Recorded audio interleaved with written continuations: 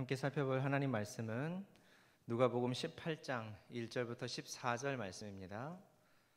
예수께서 그들에게 항상 기도하고 낙심하지 말아야 할 것을 비유로 말씀하여 이르시되, 어떤 도시에 하나님을 두려워하지 않고 사람을 무시하는 한 재판장이 있는데, 그 도시에 한 과부가 있어 자주 그에게 가서 내 원수에 대한 나의 원한을 풀어주소서 하되, 그가 얼마 동안 듣지 아니하다가 후에 속으로 생각하되, 내가 하나님을 두려워하지 않고 사람을 무시하나 이 과부가 나를 번거롭게 하니 내가 그 원한을 풀어주리라. 그렇지 않으면 늘 와서 나를 괴롭게 하리라 하였느니라. 주께서 또 이르시되, 불의한 재판장이 말한 것을 들으라.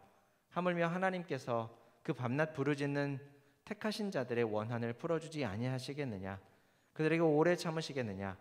내가 너희에게 이르노니 속히 그 원한을 풀어주시리라. 그러나 인자가 올 때에 세상에서 믿음을 보겠느냐 하시니라. 또 자기를 의롭다고 믿고 다른 사람을 멸시하는 자들에게 이 비유로 말씀하시되, 두 사람이 기도하러 성전에 올라가니 하나는 바리새인이요 하나는 세리라. 바리새인은 서서 따로 기도하여 이르되, 하나님이여, 나는 다른 사람들 곧 토색, 불의, 간음을 하는 자들과 같지 아니하고 이 세리와도 같지 아니함을 감사하나이다. 나는 일에 2번씩 금식하고 또 소득의 11조를 드리나이다 하고, 세리는 멀리 서서 감히 눈을 들어 하늘을 쳐다보지도 못하고 다만 가슴을 치며 이르되, 하나님이여, 불쌍히 여기소서. 나는 죄인이로소이다 하였느니라. 내가 너희에게 이르노니 이에 저 바리새인이 아니고 이 사람이 의롭다 하심을 받고 그의 집으로 내려갔느니라. 무릇 자기를 높이는 자는 낮아지고 자기를 낮추는 자는 높아지리라 하시니라. 아멘. 우리 주님께서 비유로 하나님의 나라를 설명하시기를 여러 차례 하는 것을 우리는 지금껏 누가복음 통해서 살펴보고 있습니다. 여러분, 전에도 이야기했지만 비유가 무엇입니까? 어릴 적에 주일학교에서 혹시 비유에 대해서 배우셨다면 이런 설명을 들어보신 적이 있으실 거예요.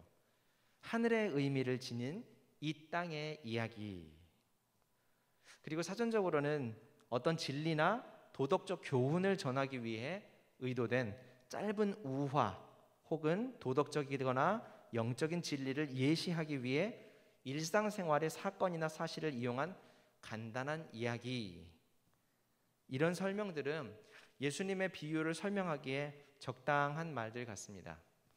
우리 주님은 8장에서도 살펴본 것처럼 하나님 나라의 비밀을 아는 것이 허락된 사람에게만, 그 비밀을 아는 것이 허락된 사람에게만 비유의 의미를 알게 하시려고 예수님은 굳이 비유라는 장치를 사용하여 하나님의 나라를 설명하신다라고 하는 것입니다. 사실 일반적인 비유의 목적은 이해하기 어려운 어떤 원리를 듣는 사람이 이해하기 쉽게 하려고 쉬운 예를 들어서 설명하는 것인데, 이런 차원에서 예수님의 비유는 특정한 사람들, 즉 택하신 하나님의 백성들에게만 비유의 원래의 목적을 적용하시는 것이죠. 그래서 비유로 말씀하시지만 그 비유를 알아듣는 사람이 있고 그 비유를 알아듣지 못하는 사람들이 분명히 있었다는 것이고, 그 차이는 배움이나 지식이나 가진 것의 차이가 아니라 하나님의 택한 백성인가 아닌가의 차이에 있다라는 것이었습니다. 여러분, 혹시 함께 살펴봤던 우리 주님의 비유들이 이해가 되시던가요? 선한 사마리아인의 비유라든지, 비교적 최근에 우리가 살펴봤던 탕부의 비유라든지, 잃은 양의 비유라든지, 잃은 드라크마의 비유나 하나님 나라와 예수님 자신, 그리고 하나님 나라의 가치가 어떠한지를 담아서 설명해 주었던 이런 비유들, 여러분 혹시 잘 이해가 되시던가요? 잘 깨달아지고 이해가 되셨다면 여러분 분명 하늘의 비밀을 알도록 허락된 분들, 택하신 하나님의 백성임에 분명할 겁니다. 이렇게 말하면 약간 섬뜩한 생각이 또 좀 들죠. 분명 듣긴 들었는데 잘 이해가 안 됐는데 그럼 난 택함받지 못한 백성인가? 안심하십시오. 그건 여러분 혹시 이해가 되지 않았다면 제가 여러분에게 충분히 설명을 하지 못한 제 탓일 거예요. 무슨 얘기냐면 우리 예수님께서 비유를 설명하시고 깨닫는 사람들, 택한 하나님의 백성들, 비밀이 허락된 사람들이지만 그렇지 않은 사람도 있다라고 말씀하셨던 것은 예수님의 비유 설명, 예수님이 비유를 설명하셨기 때문에 적용되는 거예요. 제 설교를 듣고 이해하지 못했다고 해서 허락이 안 된 사람이다라고 생각하실 필요가 없다라는 겁니다. 이해하지 못하셨다면 전적으로 제 잘못이에요.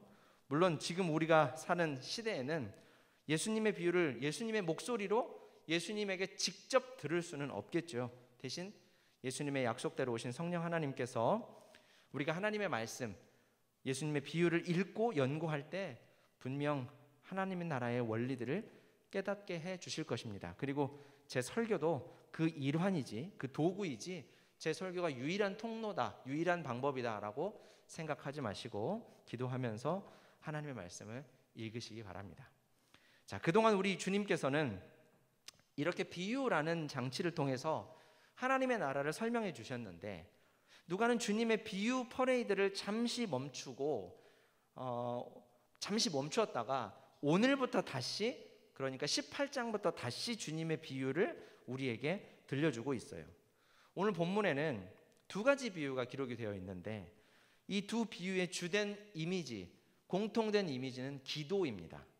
첫 번째 과부와 재판장의 비유는 예수님께서 제자들에게 믿음으로 항상 기도하고 낙심하지 말아야 할 것을 비유로 가르치고 계시고, 두 번째 바리새인과 세리의 비유는 우리의 기도가 무엇을 지향하고 있는지를 가르쳐 주고 있는 본문입니다. 자, 첫 번째 비유부터 차근히 한번 살펴볼게요. 예수님께서 우선 등장인물들을 소개해 주시죠. 재판장입니다. 이 재판장에 대한 소개를 보고 있으면 이 사람이야말로 정말 사회에서는 반드시 사라져야 할 악의 표상이라고 말할 수가 있어요. 먼저 이 사람은 하나님을 두려워하지 않습니다. 물론 이 세상에 신앙을 가진 사람은 언제나 다수가 아니라 소수였기 때문에 이해할 수 있죠. 많은 사람들이 하나님을 두려워하고 하나님을 경외하며 하나님의 정의와 공의를 위해서 일하고 희생하고 수고하면 이 사회는 정말 아름다워지겠지만, 비단 우리 사회, 우리 대한민국뿐만 아니라 전 세계가요. 그러나 하나님을 믿는 사람들은 언제나 소수였기 때문에 하나님을 두려워하는 사람들이 그렇게 많지는 않을 거라고 생각합니다. 그런데 중요한 것은 이 사람이 하나님만 두려워하지 않은 게 아니라 사람도 무시하는 아주 극악한 인물이었다라는 것입니다. 오직 자신밖에 모르는 그런 인물이었어요. 우리 주변에서도 오직 자신만 아는 사람들을 종종 만나볼 수 있지 않습니까? 그런 사람 만나면 참 힘들어요. 특히 그런 사람이 힘을 가지고 있고 책임 있는 자리에 앉아 있으면 주변의 사람들이 말할 수 없이 힘듭니다. 그 사회와 공동체는 정말 소망이 없어요. 재판장에 대한 예수님의 설명은 이렇게 무척이나 어둡고 암울합니다. 그런데 뒤에 한 인물이 또 등장하죠. 과부입니다. 힘없고 돌볼 사람이 없는 사람, 사회적인 약자를 대변하는 인물이 바로 이 과부죠. 거듭 말씀드리지만 이 당시 과부는 남편의 재산을 물려받아 마음 편하게 여생을 살 수 있는 미망인과는 아무런 관계가 없는 사람이에요.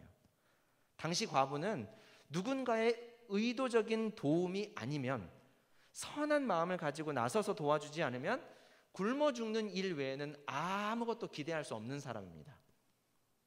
그런 과부에게 하나님과 사람, 그 어느 쪽도 무서워하지 않고 오로지 자신만을 위하는 권력자가 지배하는 사회, 그 사회야말로 암울하고 소망이 없어 보이는 사회임에 분명하죠. 이 과부는 설상가상으로 원수에 대한 원한도 있었다라고 하죠. 그래서 이 과부는 오로지 자신만 아는 이 재판장에게 찾아가서 자신의 억울함을 호소합니다. 원수에 대한 원한이다라는 말은 복수 이런 얘기를 하는 건 아니에요. 자신이 당한 억울한 일을 풀어달라라는 거죠. 자신의 억울함을 풀어달라라고 호소했던 거예요. 과부는 자신의 억울함을 재판장에게 호소했습니다. 자신이 속한 사회에서 결코 정의가 실현되지 않았던 것이죠. 참 딱하기 그지 없어 보입니다. 앞서 이 재판장에 대한 소개를 생각하면 과부의 억울함을 풀어줄 것이다 라고 하는 기대, 그러니까 이 사회에서 정의가 실현될 것이다 라고 하는 기대를 가지기가 무척이나 어려워 보이죠. 그래서였을까요? 이 과부가 재판장에 찾아가서 여러 번 찾아가서 그 억울함을 여러 번 호소하니 이 재판장은 굉장히 번거로운 일을 당하고 있었다고 합니다. 그리고 이 재판장은 이러다가 더 번잡한 일이 생겨서 부끄러움을 겪게 될지 모르니 이 과부의 억울함을 얼른 풀어줘 버려야 되겠다라고 결정을 했어요. 5절 후반부에 기록된 그렇지 않으면 나를 괴롭게 하리라 라고 하는 표현은 귀찮다라는 의미보다, 자꾸 찾아와서 귀찮다라는 의미보다 내가 혹시 부끄러움을 당하지 않도록 이 일을 해결해야겠다라는 의미예요. 당시의 유대 사회는 체면이나 명예 이런 것들을 굉장히 중요시 여기는 사회였어요. 우리가 11장에서 기도에 대한 주님의 말씀에서도 우리가 살펴본 것처럼 유대인들은 체면 치레가 굉장히 많았거든요. 여러 가지 면에서 우리나라 사람들과 좀 비슷한 부분이 있죠. 이 재판장은 과부의 억울함을 풀어주는데 좋은 의도를 가지고 하지 않았어요. 자신의 명예에 흠이 될 만한 일을 없애기 위해서, 수치나 부끄러움을 당하지 않기 위해서 과부의 억울함을 풀어주려고 결심했다라는 것이죠. 그러니까 정말로 이 과부를 긍휼히 여기고 이 과부를 사랑하는 마음으로 그를 도와준 것이 아니라 자신을 위해서 그 일을 했다라는 겁니다. 자, 우리 주님은 오늘 본문도 누가복음 11장과 마찬가지로 끈질기게 매달렸기 때문에 그 결과를 얻어냈다. 그러니 너희도 끈질기게 매달려라 라고 가르치고 계시는 것이 아닙니다. 6절에서 8절 말씀을 보면 왜 그런지 정확하게 알 수가 있어요. 예수님께서 재판장이 과부의 억울함을 풀어주기로 결심한 이유, 그의 말에 주목하라고 하십니다. 하나님과 사람을 두려워하지 않는 불의한 재판장도 자신을 위해서 자신의 명예가 실추되거나 자신이 부끄러움을 당하지 않기 위해서라도 다른 이의 억울함을 들어주고 그로 인해 의도하지 않은 정의가 사회에서 실현되는 일이 가끔 있을 텐데, 불의한 재판장과는 완전히 다른 의로운 하나님께서 자기 백성들의 기도를 어찌 듣지 아니하시겠느냐, 어찌 공의를 실현시키지 않으시겠느냐라고 말씀하시는 겁니다. 좀 길게 얘기해서 조금 약간 헷갈리시죠? 무슨 얘기냐면 구약의 선지자들이나 시편 기자들의 기도를 여러분들 기억하실 거예요.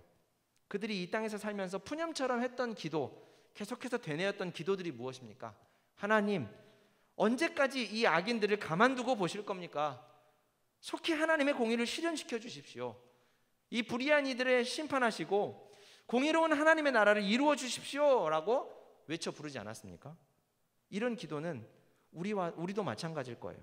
부조리하고 불의한 사회와 악한 이들의 번성함을 보면서 한탄스러운 마음을 하나님께 아뢰는 일은 성도의 신앙생활에서 사실 굉장히 비일비재한 일입니다. 하나님, 도대체 하나님의 때는 언제입니까? 하나님의 교회와 성도를 괴롭게 하는 이 악한 사람들과 시대를 왜 이렇게 가만히 두고만 보십니까? 주여, 어서 오셔서 심판하시고 영원한 하나님의 나라를 이루어 주옵소서라는 기도를 할 수밖에 없는 것이 우리의 실존이죠. 그런데 우리 주님께서 말씀하십니다. 내가 너희에게 이르노니 속히 그 원한을 풀어주리라. 그래, 그 기도 내가 들어줄게, 이렇게 말씀하시는 거죠. 오직 자신만 아는 이 불의한 재판장에게는 그런 기대를 가질 수가 없어요. 그를 믿을 수가 없죠. 그가 높은 자리에 앉아서 다스리는 사회에는 소망이 없어요. 정의가 절대 실현되지 않습니다. 물론 그때에도 완전하지 않지만 부분적으로 정의는 실현된다라고 하죠.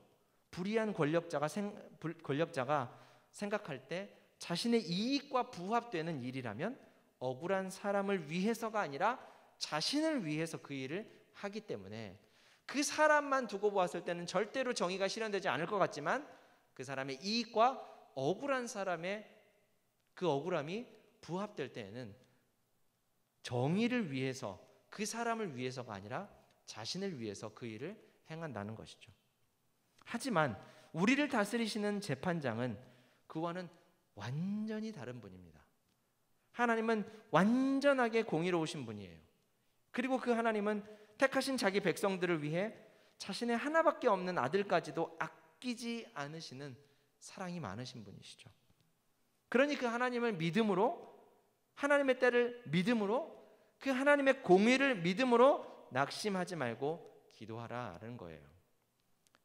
그래서 여기서 낙심은 기도하다가 도중에 포기하지 말고 기도의 분량을 채워라 이런 의미를 말하는 게 아닙니다. 하나님에 대한 믿음, 하나님의 신실하시고 공의로우신 다스림을 믿는 믿음, 하나님의 나라가 반드시 온다는 믿음, 그 믿음을 굳게 잡으라는 거예요. 한국 사회와 한국 교회가 요즘 참 많이 어둡습니다. 여러모로 어려움을 많이 겪고 있죠. 어떤 사람들은 종종 소망이 없다고 말하기도 합니다. 하지만 우리는 사회와 사람들에게 기대를 걸고 있지 않고 하나님의 다스림을 기다리는 사람들이기 때문에 이때에도 믿음으로 소망을 말할 수 있어야 해요. 하나님의 공의와 신실하심을 믿고 소망한다면 그 소망은 곧 우리가 기도할 근거가 될 것입니다. 자, 두 번째 비유는 예수님께서 이 비유를 통해 첫 번째 비유를 듣는 대상과 다른 대상에게 죄송합니다. 이 두 번째 비유는 예수님께서 첫 번째 비유를 듣는 사람과 다른 대상에게 지금 이 비유를 들려주고 계셔요. 바로 서기관과 바리새인들에게 주고 계십니다. 예수님께서 그들을 어떻게 평가하고 계시는지 구절을 보면 자기를 의롭다고 믿고 다른 사람들을 멸시하는 자다 이렇게 평가하시죠. 자기를 의롭다고 믿는다라는 말은 정말 의롭다는 말입니까?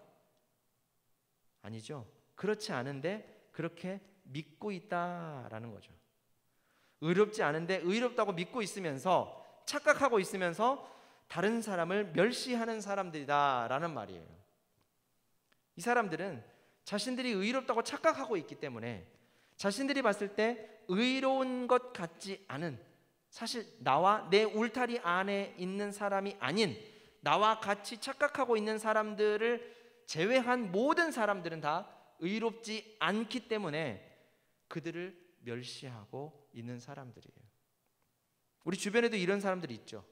객관적인 인정은 모조리 다 무시하고 자신이 모든 것의 판단 기준이 되어서 모든 사람들을 하나하나 다 정죄하고 비판하는 사람.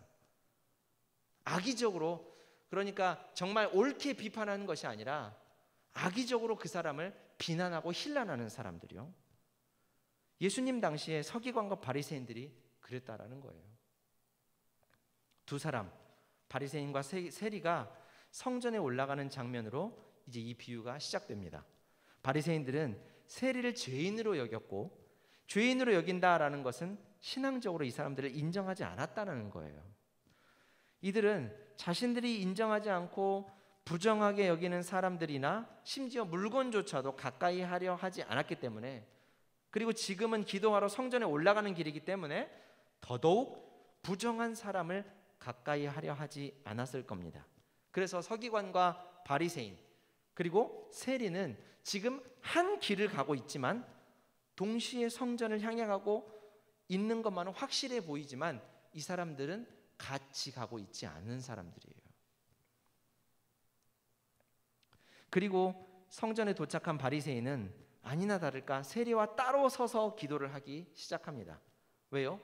부정한 죄인과 함께하지 않아야 자신들의 의로움이 지속된다고 여겼기 때문이죠. 그러니까 여기서 이미 이 사람들은 잘못된 거예요. 이들은 자신들의 의로움을 자신들이 지키려고 애를 썼다라는 거예요. 이들은 자신들이 가진 의로움을 자신들 안에서 찾았다는 겁니다. 무슨 얘기예요? 자신들 스스로 의로움에 이를 수 있다고 여기고 의로워질 수 있다고 전제를 가졌던 거예요. 그래서 이들의 위선적이고 가증스러운 기도의 내용을 한번 보십시오. 하나님이여, 나는 다른 사람들 곧 토색과 불의와 간음을 하는 사람들과 같지 아니하고 이 세리와도 같지 아니함을 감사하나이다. 여러분, 기도의 마지막이 감사로 끝나기 때문에 감사하다라는 말로 들릴지 모르지만 이건 절대로 감사를 담고 있는 거 아니에요. 우리는 어떨 때 감사하다고 고백하고 어떨 때 감사하다고 느낍니까? 선물을 받을 때, 상대방이 나에게 호의를 베풀 때, 감사를 표하죠. 내가 생각했던 것보다 더 극진한 대우를 받았을 때, 받는다고 여겨질 때 감동하면서 감사합니다 라는 말을 하죠. 내가 한 만큼 받았다고 생각했을 때는 감사하다고 말하지 않아요. 마땅한 대가를 받았다고 말하죠.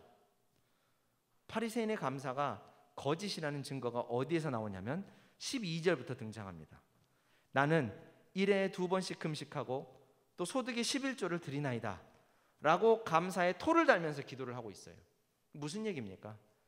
내가 다른 사람들, 곧 토색과 불의와 간음을 하는 저자들과 같지 않고 의로운 것은 일에 2번씩 금식하고 소득의 11조를 드리고 있기 때문입니다.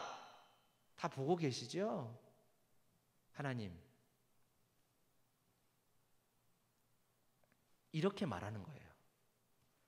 기도를 들으시는 하나님 앞에 자신 안에 의로운 증거들을 지금 하나하나 나열하고 있는 것이죠. 아니 어떻게 그럴 수 있습니까? 라고 생각하실지 모르지만 여러분, 우리도 이런 사람들이에요. 종종 간증 집회 같은 데 가서 여러분 이런 얘기 들어보신 적 있죠? 내가 헌금을 이렇게 했더니 하나님께서 몇 갑절로 갚아주시더라. 내가 전도를 열심히 했더니 하나님께서 사업이 잘 되게 해주시더라. 이런 식의 말을 자주 들어보셨을 거예요. 그러면서 분명 그래서 감사했다 라고 말했을 겁니다. 하지만 그것은 감사가 아니에요. 감사를 위장한 자신의 의의를 드러내는 일이라는 겁니다. 오늘 본문의 바리새인과 서기관들과 똑같은 것이죠. 그런데 이와는 대조적으로 세리는 어떻게 기도했다 그래요? 멀리 서서, 어디로부터 멀리 섰을까요? 그 의로우시고 고매하신 서기관과 바리새인들, 또 사람들이 모여서 함께 기도하는 그곳에, 차마 그곳에 가지 못하고 그곳으로부터도 멀리 서서 떨어져서 감히 눈을 들어 하늘을 쳐다도 못 보고 가슴만 치면서 기도했대요. 여러분, 그 유대인들은 하나님이 하늘에 계시다라는 의식을 가지고 있었기 때문에 우리는 이렇게 고개를 숙여서 기도하지 않습니까? 근데 유대인들은 이렇게 기도했어요. 하나님을 바라보고 기도해야 한다고 해서 이렇게 기도했다고요. 그러니까 여러분들 성화 보면 예수님이 이렇게 무릎 꿇고 기도하실 때 고개 안 숙이고 이렇게 고개 들고 기도하시죠? 그걸 보면 유대인들은 하나님이 하늘에 계시기 때문에 하나님을 향해 우리가 기도한다라는 의식으로 그렇게 고개를 들어서 기도했어요. 근데 이 세리는 차마 하나님 앞에 죄송스러워서 고개도 못 들었대요. 바라보지도 못했답니다. 그러면서 가슴만 치면서 한마디 했대요. 하나님, 불쌍히 여겨주십시오. 제가 죄인입니다. 바리새인과 비교하면 이 말은 무슨 말이에요?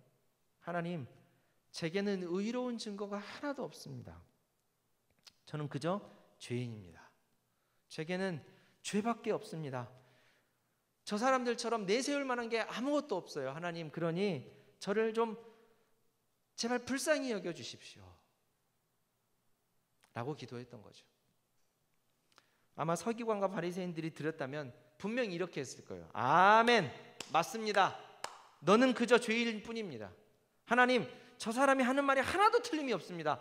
적어도 저 사람 참 정직한 사람이네요. 자신들은 의롭다고 착각하고 세리들은 부정하다고 무시하면서 이런 생각을 했을 거예요. 그런데 중요한 것은요, 정말 놀라운 일은요, 우리 주님께서 14절에서 말씀하시기를 뭐라고 합니까? 의롭다함을 받은 것은 바리새인과 서기관들이 아니라 세리라고 하는 거예요. 14절 말씀을 보십시오.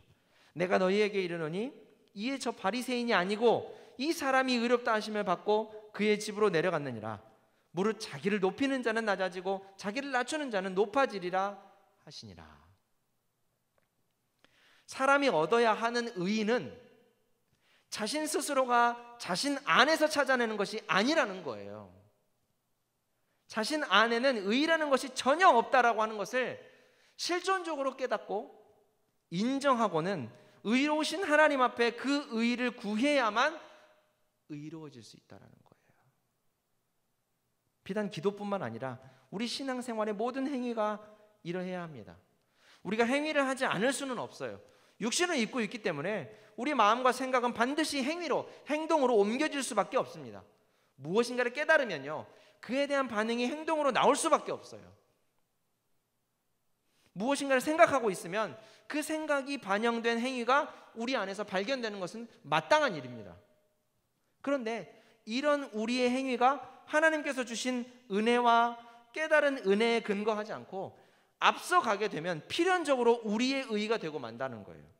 내가 주일에 빠지지 않고, 내가 수요일에 나오고, 내가 금요일에도 나오고, 내가 새벽 기도에 10년, 20년, 30년 평생을 하루도 빠지지 않고 있기 때문에 나는 구원받은 하나님의 백성이다, 나는 의로운 사람이다. 여러분 명심하십시오. 우리는 예배하고 있기 때문에 구원받게 된 것이 절대로 아니에요. 은혜로 구원받은 것이 감사해서 예배하지 않을 수 없는 사람들이 우리인 것이지, 예배를 드리고 있기 때문에 우리의 구원이 지켜지고 예배를 드리기 때문에 내가 구원을 얻게 되었다라고 착각하지 마십시오. 다시 말하면 하나님의 은혜로 값없이 구원을 얻었다면 구원을 주신 하나님을 예배하지 않을 수 없는 거예요. 하지만 예배를 드리지 않는다고 해서 구원을 얻지 못한다고 말하는 것은 전혀 성경적이지 않습니다. 성경 어디에서도 그렇게 말하고 있지 않아요. 한 가지 당부드리는 것은, 우리 주변에 코로나로 인해서 교회에 오지 못하는 분들이 있다면 저 사람 저거 믿음이 없어서 나오지 못하네 라고 비난하지 말고 그들을 위해 기도해 줍시다. 하나님, 염려하는 마음, 걱정하는 마음, 혹은 상황의 어떤 어려움과 고통 때문에 나오지 못하고 있는 내 사랑하는 교우, 내 사랑하는 지체, 내 형제 자매가 속히 하나님 앞으로 나올 수 있도록 주님이 인도하여 달라고 그렇게 기도하십시다. 우리 주님께서 바라시는 바가 명확하지 않습니까? 그렇죠. 자, 앞선 비유와 마찬가지로 기도나 구원이나 행위나 이 모든 것의 근거는 하나님께만 있습니다. 하나님께서 하나님의 공의로운 나라를 세우실 것을 우리가 믿고 있기 때문에, 하나님을 믿고 있기 때문에 멈추지 않고 기도할 수 있는 것이고, 우리를 구원하신 하나님께서 지금도 우리 삶을 이끌고 계시며 우리 안에서 우리를 거룩하게 바꾸시는 구원의 일을 쉬지 않고 계시기 때문에 우리는 그 하나님께 예배하지 않을 수 없는 거예요. 그렇게 모든 신앙의 행위 안에서 하나님을 찾지 않으면, 하나님께 뿌리를 두지 않으면 우리는 필연적으로 신앙의 행위를 통해 복을 얻어내려는 기복적이고 공로적인 바벨탑을 하나님 앞에 쌓을 수밖에 없게 되는 거예요. 그래서 종종 우리 주변에서 내가 그동안 하나님께 해드린 게 얼만데 어떻게 나한테 이럴 수 있어? 라면서 교회를 떠나시는 분들을 보게 될 거예요. 심지어 헌금과 봉사로 하늘은행에 저축을 하고 있다, 이렇게 얘기하시는 분들도 있어요. 여러분, 그렇다면 그것은 봉사나 헌신이 아니에요. 대가를 바라는 투자죠. 우리가 하고 있는 신앙의 행위들이 무엇을 바라보고 있는지, 어떤 대가를 요구하고 있는지 잘 생각해 보고 하십시오. 여러분, 하나님도 우리에게 구원의 은혜를 주셨을 때, 하나님도 우리에게 영원한 생명, 자기 아들을 희생시켜 영원한 생명을 주셨을 때 우리에게 무언가 대가를 요구하지 않으셨어요. 마찬가지로 우리도 하나님께 봉사하고 헌신하고 무언가를 하나님의 영광을 위해서 한다고 했을 때 내가 그에 따른 어떤 대가를 바라고 있다면 그것은 잘못된 것입니다.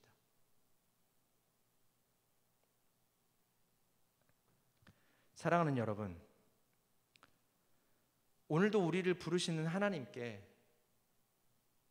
감사하는 것이 예배의 가장 큰 마음이어야 합니다. 이 감사가 저는 하나님의 은혜가 아니면 하나님 앞에 나올 수 없는 존재입니다 라고 하는 세리의 고백이 담겨진 감사여야 합니다. 자신들의 의로움을 나타내기 위한 감사를 드린 이 바리새인들처럼 위선적인 고백이 아니어야 합니다. 그러려면 실제로 우리가 내가 얼마나 하나님 앞에 더러운 죄인인가를 그리스도의 십자가 앞에서, 하나님의 말씀 앞에서 현실로 체감할 수 있어야 해요. 성경을 아무리 읽어도 내가 죄인인 것이 깨달아지지 않는다, 내가 잘하고 있구나 라고 하는 증거를 발견하고 있다면 하나님 앞에서 가슴을 치며 울어야 합니다. 내가 바로 예수님 앞에 있던 서기관과 바리새인과 한치도 다르지 않은 사람이 되어 있다라는 증거이기 때문이죠. 정직하게 우리 삶의 구석구석을 하나님의 말씀의 빛으로 비추어 보면 한 걸음 한 걸음 우리의 삶을 걸을 때마다 나의 길과 우리 주님께서 십자가를 지고 걸으신 그 길을 바라보면 나의 죄인된 모습을 깨닫지 않을 수가 없는 거예요. 그것은 구원을 얻지 못한 증거가 되는 것이 아니라 오히려 철저하게 그리스도 예수의 공로로 인해 구원받게 되었다라고 하는 구원과 은혜의 증거가 되는 겁니다. 그래서 여러분, 그거면 됩니다. 그 은혜만 있으면 됩니다. 내가 아무런 소망이 없이 하나님의 은혜가 아니고서는 아무런 소망이 없는 죄인이다라고 하는 것이 철저하게 깨달아지면 됩니다. 하나님은, 우리 주님은 그런 사람들을 부르러 오셨다고 계속해서 말씀하고 계십니다. 저는 이렇게 죄인입니다. 제게는 소망이 없습니다. 주여, 나를 받아 주옵소서. 기도하겠습니다. 사랑과 은혜가 풍성하신 하나님 우리 아버지, 우리가 하나님 앞에서 죄인인 것을 깨닫게 하시니 참 감사합니다.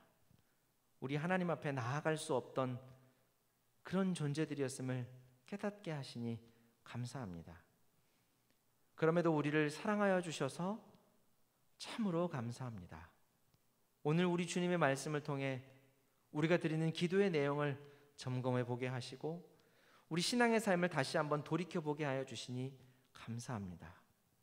거룩한 하나님의 영이신 성령께서 우리의 생각을 변화시켜 주시고 그 변화가 우리 기도의 변화로 이어지게 하여 주시며 우리의 삶의 변화로도 이어지게 하여 주옵소서.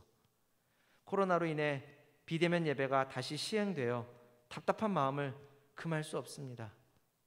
갈수록 나아지고 좋아질 것이라고 기대했는데 오히려 더 어려워지는 것만 같아서 안타깝지만 지금도 여전히 우리를 위해 일하고 계시고 우리를 돌보고 계시는 하나님의 신실하심을 믿고 의지하며 오늘 하루도 잘 견디게 하여 주옵소서. 코로나로 인해 고통받는 이들, 많은 이들을 우리 하나님께서 긍휼히 여겨주셔서 마음의 평안과 기쁨을 허락하여 주옵소서. 위정자들과 방역당국자들에게 힘과 지혜를 허락하시고 많은 생명을 살리고 보호하는 귀한 일을 잘 감당할 수 있게 하여 주옵소서. 우리 청년 지체들이 직장과 학교와 가정에서 신앙의 삶을 살아갈 때 마음과 생각과 삶의 모든 순간을 우리 하나님께서 다스리시고 돌보아 주시고 주 안에서 꿈을 꾸고 실행할 수 있는 지혜와 능력을 온전히 허락하여 주옵소서. 엄중한 시기에 우리 사랑하는 청년 지체들이 스스로 절제하고 개인 방역에 각별히 주의하면서 우리 주 하나님의 선하신 인도하심을 매일의 삶 가운데서 경험하게 하여 주옵소서. 감사하는 마음으로 하나님 앞에 예물을 드리는 손길을 위해 믿음의 복을 더하여 주시고 우리 주님께서 맡겨주신 귀한 이 땅에서의 사명을 잘 감당할 수 있도록 우리 하나님 풍성하게 필요를 채워주시고 공급하여 주시옵소서. 그리고 하나님께서 공급해 주시는 것에 감사하는 마음을 담아 하나님 앞에 예물을 드리고 교회를 세우며 성도를 세우고 사회 우리 이웃을 사랑하고 섬기는 우리 모두가 되게 하여 주옵소서. 주님 앞에 서는 그날까지 이 희생과 이 봉사가 끊이지 않게 하여 주옵소서. 주 예수 그리스도의 은혜와 하나님 아버지의 크신 사랑과 성령 하나님의 감동 감화하심이 자기 백성들을 돌보시고 깨닫게 하시고 믿음을 갖게 하시며 소망으로 살아갈 수 있도록 인도하시는 그 하나님을 바라보며 매일의 삶 속에 그 하나님과 동행하며 살기를 소원하는 동산교회 청년들과 산부 예배 참여한 모든 교우들 위해 지금부터 영원토록 함께 있을지어다. 아멘.